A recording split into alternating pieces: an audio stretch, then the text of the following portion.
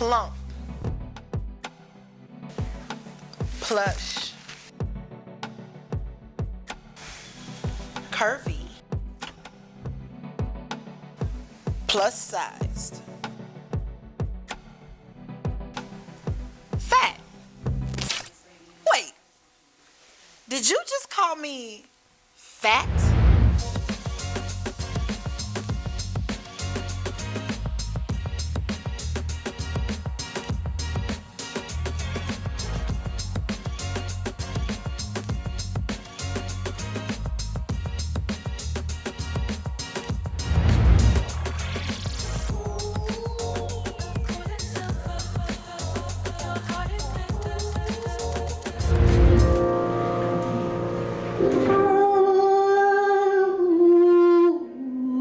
Hey fam, I'm Ebbi Nicole, founder and chief Flufftivist, fluffy activist of FlffyGRL movement, where we celebrate, elevate, and educate the plus experience through events, workshops, and storytelling in brave spaces.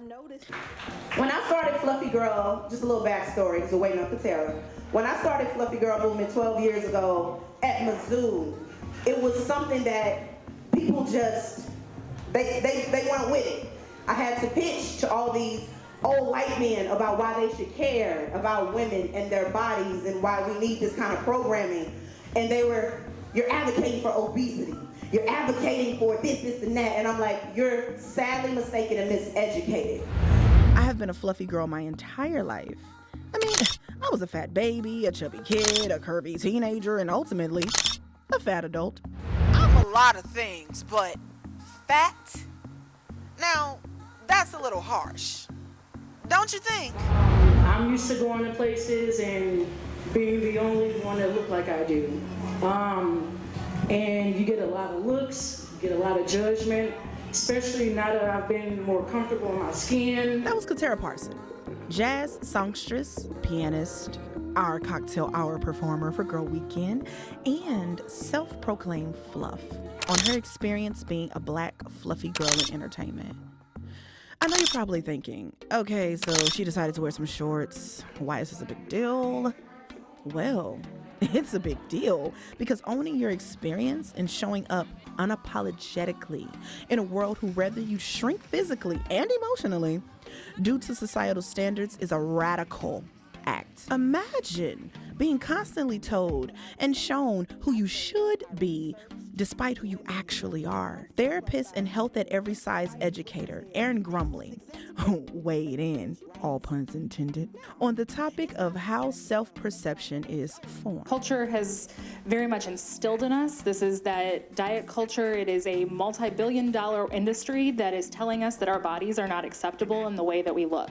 So, of course, when you were hearing that your entire life, no matter if you had a parent or parents that praised your body or made your body acceptable, we're still getting those messages everywhere. So it's so easy to internalize them. I have found that many women seek permission to use their voices because they're used to being silenced or shut down when it comes to body talk. With FlffyGRL movement, we encourage the noise, the chatter, and the stories. After all, shared experiences show us that we are not alone. I think for most of us, it hurt when it comes from another woman. Especially being a black woman, it hurt when I heard somebody be like, oh, she cute for a big girl. Or, oh, she carry her weight well. Well, why did you gain weight? Because I told you not to. Because life happened and I did. And it's not to take away from my mother or anything. It's just the fact that other girls receive the same message, and how do they process it? How do they grow to love themselves after the fact? Society's perception of health and weight is often very skewed. A Coke bottle figure doesn't equal healthy, and a fat body does not mean heart disease. Our Girl Weekend panelist, Teray, a fluffy roller skater and influencer, knows oh too well about the public's perception of her body and fatness. She chimed in to give us the 411 on life as a socially acceptable fat girl. To love yourself regardless. Nobody is perfect. That don't mean you shouldn't feel sexy. That don't mean you shouldn't feel good. That literally doesn't mean anything. Nobody wakes up every day and say, you know what, I'm the best looking person in the world. it's just not real. It's okay to have bad days. It's okay to not be perfect. It's okay to have roles.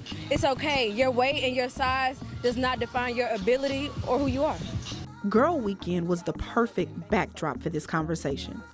Every woman who attended the events were at different points in her journey, and you as a listener may be at a different point in yours as well. Rather you are still battling with past traumas in your body or are recovering bully who just experienced an awakening. I want to urge you that your place in the conversation is valid.